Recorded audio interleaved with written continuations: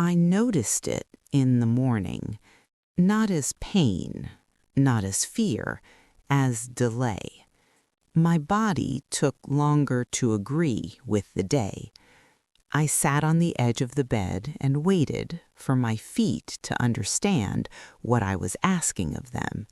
They did eventually, but not without comment. A quiet stiffness, a gentle resistance, nothing dramatic, enough to notice. I stood slowly and felt the room steady itself around me. For years I had measured my days by what I could still do, what I could manage without help, what I could finish before the afternoon arrived. That morning I measured something else, how long it took me to begin. In the bathroom I caught my reflection again. It looked the same, but my posture had changed just slightly, as if my body had learned something my mind was still pretending not to know. I brushed my hair and moved my shoulders once, then twice. They responded, carefully. In the kitchen, I reached for the kettle and felt a small pull in my lower back. Not sharp, not alarming, just present. I stopped. I waited. The feeling passed.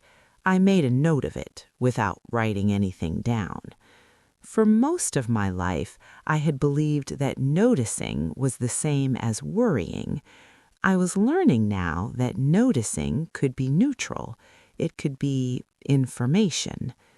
I sat at the table and drank my coffee more slowly than usual, not because I was tired, because my body seemed to prefer it that way.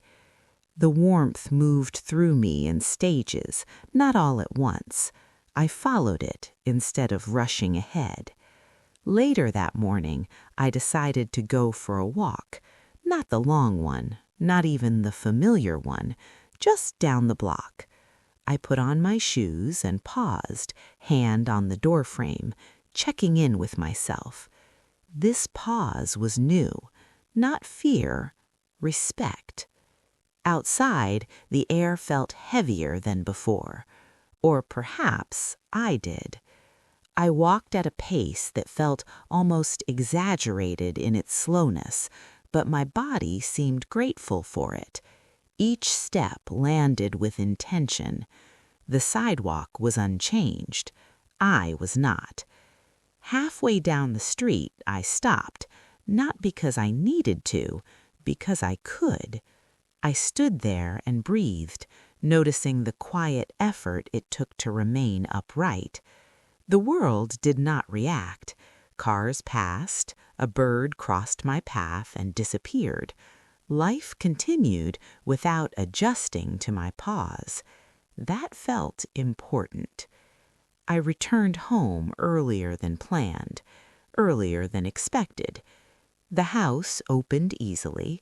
I closed the door behind me and leaned against it for a moment, letting my weight settle fully before moving again. I did not feel defeated. I felt informed. That afternoon, I rested, not as a reward, not as a concession, as maintenance. I lay on the couch and placed one hand on my stomach, the other on my chest, listening to the rhythm that had carried me through 72 years. It had not failed me. It was asking for attention. I thought briefly about Daniel, about whether I would mention any of this when I saw him next. The thought passed. This was not something to explain yet. It was something to understand. In the evening, as I prepared dinner, I moved the chair closer to the counter. A small adjustment, a quiet admission. I sat while I chopped vegetables, noticing how different the task felt when my body was allowed to rest instead of perform. The food tasted the same, better, perhaps. After eating, I stood at the sink and washed the dishes slowly. When my back spoke again, I listened. I dried my hands. I stopped. Tomorrow would still arrive. Before bed, I stood in the hallway. This had become a habit. I asked myself a new question. Not, how do I feel? But, what did my body tell me today? The answer came easily. It said, pay attention, not with fear, with care. I turned off the light and lay down. Sleep did not come immediately, but when it did, it felt deep and earned. That night, my body did not ask to be fixed. It asked to be included. The next morning, I did not test myself. That was the first adjustment. I woke at the same hour, but I stayed where I was for a moment longer. I let my body arrive before my thoughts did. There was no need to prove anything, no standard to meet. When I stood slowly, not dramatically, deliberately. The floor felt cool beneath my feet. I noticed how balance came a fraction of a second later than it used to. I waited for it, the way one waits for a familiar friend who has begun to walk more slowly. In the kitchen, I changed the order of things. I sat first, then I poured the coffee. The difference was small, but my body noticed it immediately. The tightness in my back remained quieter when I did not ask it to hold me up while I reached and turned and carried. I did not feel older. I felt more precise. I opened the windows just a little, enough for air, not enough for chill. I paid attention to how the room responded, how the curtain moved, how the light shifted when it was allowed in gradually instead of all at once. That, too, felt like a lesson. Later, I looked at the calendar. Nothing urgent waited for me.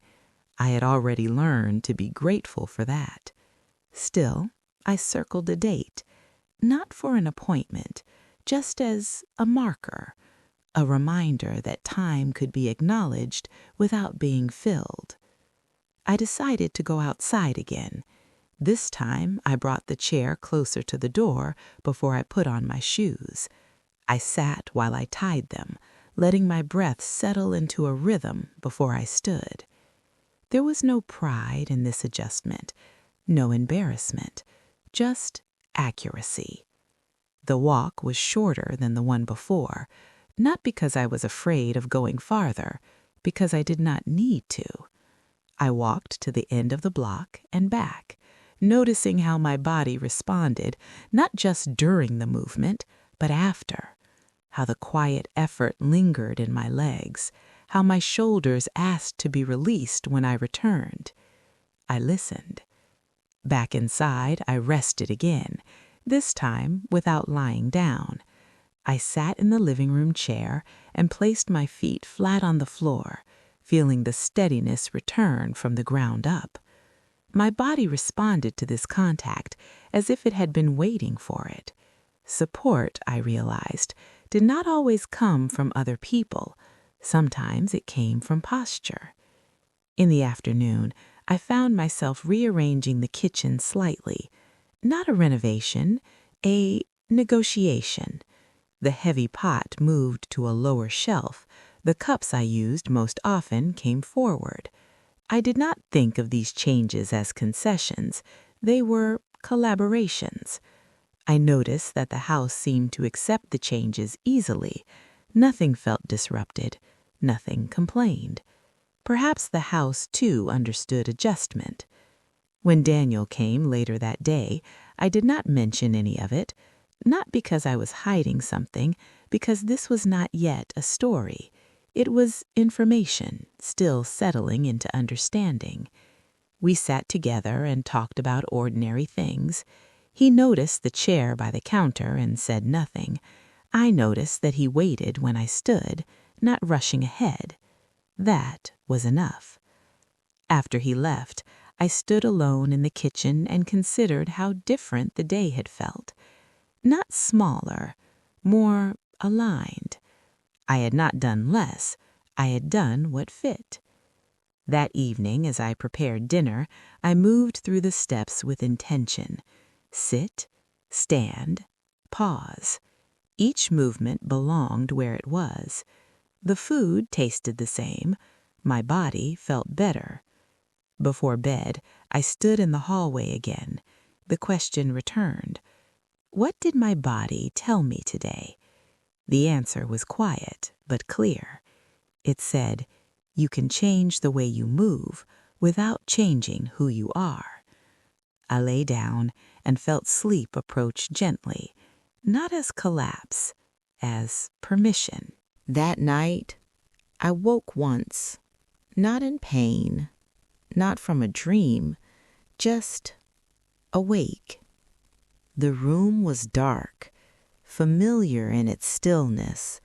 I lay there and noticed how my body felt pressed into the mattress, how certain parts of me asked for more support than others. I shifted slowly, careful not to turn the movement into effort. The discomfort passed. Sleep did not return right away. I stared at the ceiling and thought about the word help. I had avoided it for years, not because I was proud, but because help had always arrived carrying expectations, gratitude, explanation, debt. I had learned to do without rather than owe.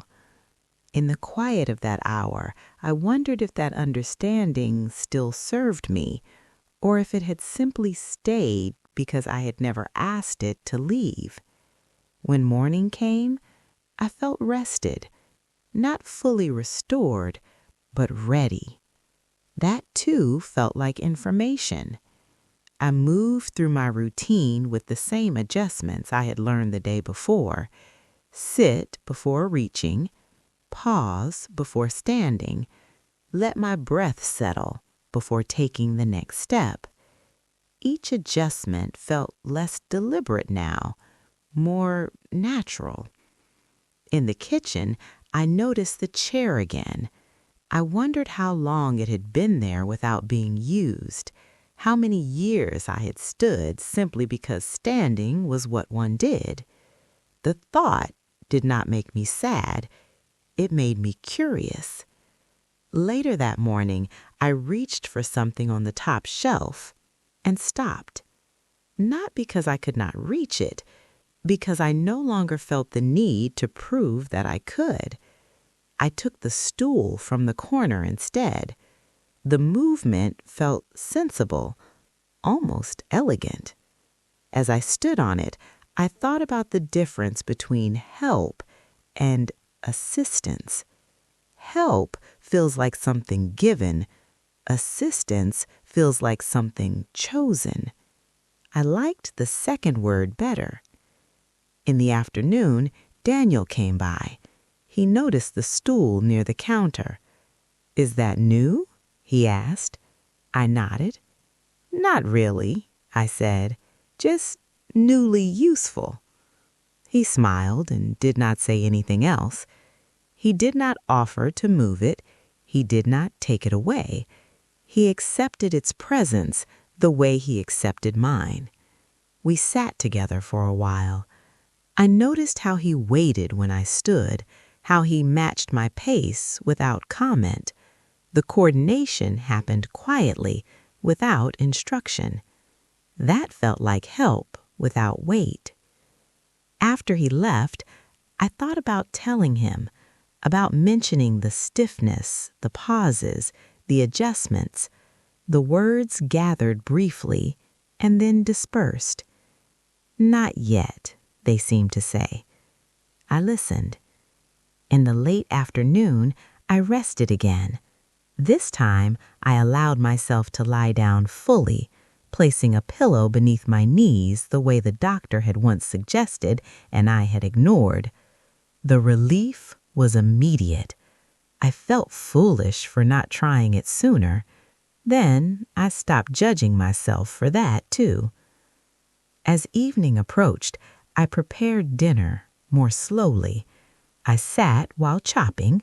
I leaned when standing. I noticed how the day responded to these changes. Nothing collapsed. Nothing was lost.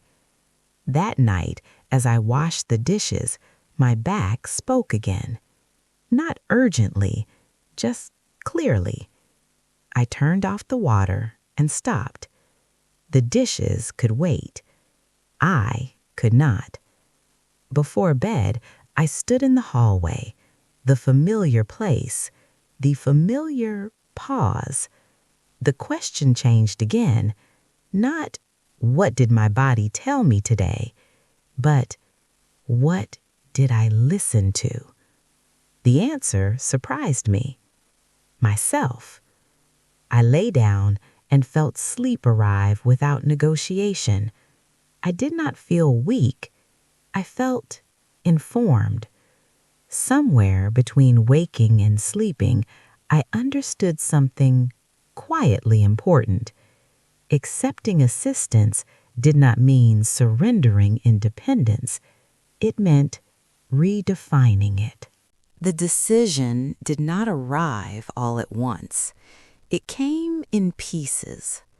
That morning, I stood at the counter and watched the kettle heat. I felt the familiar tightness gather in my back. Not enough to stop me, but enough to ask for consideration. I moved the chair closer. I sat. The water boiled. Nothing was lost. Later, as I folded laundry, I noticed how often I paused now, how natural the pauses felt, not interruptions, adjustments.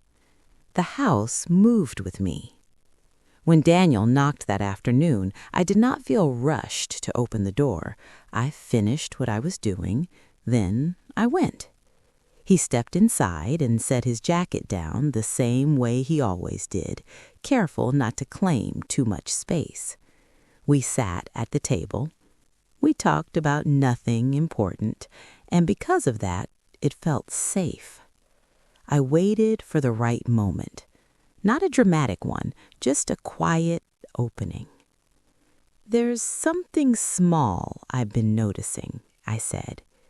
He looked at me, attentive but still, not leaning in, not pulling back. "My back," I continued, "it's been asking for a little more care lately." I stopped there. I let the sentence finish itself. He nodded, not in concern, in understanding. "If you ever want me to reach something," he said, "or move a chair closer before you sit," he paused, "you can just say so. No assumption, no obligation, just permission." I felt something ease inside me, not because help had been offered, because choice had been preserved. "I might," I said. "Not now, not today, but I let the possibility stay." We sat quietly for a while after that. Nothing had changed, and yet everything felt more honest. Later, when he stood to leave, he waited. I noticed that he always waited. I stood at my own pace. He did not move ahead. He did not reach out. He stayed exactly where he was until I was ready. At the door, he turned. "Thank you for telling me," he said. "Not for trusting me, not for sharing, just for telling me." After he left, I returned to the kitchen. I moved the chair back where it belonged, not because I was done needing it, because I knew where to find it now. That evening, I cooked dinner slowly and sat while I ate. I did not replay the conversation. I did not worry about what it meant. I let it be what it was. Before bed, I stood in the hallway one last time.